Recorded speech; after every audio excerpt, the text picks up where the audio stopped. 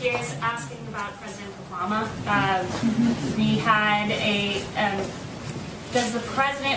we had an interesting article from Joel Pollack this morning, and I would like to ask you if the president has considered pardoning President Obama for illegally wiretapping on Trump Towers, illegally spying on U.S. citizens, and other potential crimes out there. Has he considered that? So I have not spoken to the president about that, but who I did speak to about President Obama and unmasking Michael Flynn were the men and women in this room. I haven't spoken to him on that specific point, have spoken to him about the matter generally, and I laid out a series of questions that any good journalist would want to answer about why people were unmasked, and all sorts of questions. And I just wanted to follow up with you guys on that. Did anyone take it upon themselves to pose any questions about Michael Flynn and unmasking the President Obama spokesperson?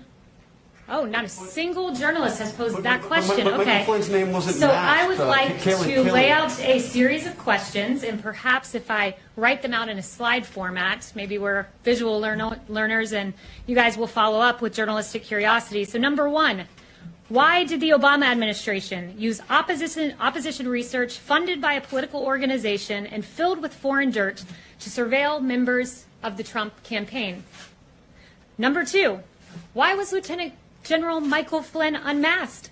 Not by the intel community entirely, but by Obama's chief of staff, by the former Vice President Joe Biden, by Susan Rice, by the Treasury Secretary. I mean, this is extraordinary. And, you know, if it were political appointees in the Trump administration, I can guarantee you I'd have questions in my inbox right now, but apparently Obama's spokesperson does not. Why was Flynn's identity leaked? In a criminal act. It is a criminal act to leak the identity of Michael Flynn to the press, but it happened. Where are the questions to Obama's spokesperson? Because my team would be running around this building should this have happened under the Trump administration. Why did the DOJ, Sally Yates, learn about the unmasking from President Obama? So much for going by the book. As Susan Rice said 3 times, thou doth protest too much, Susan Rice. And then finally, question number 5.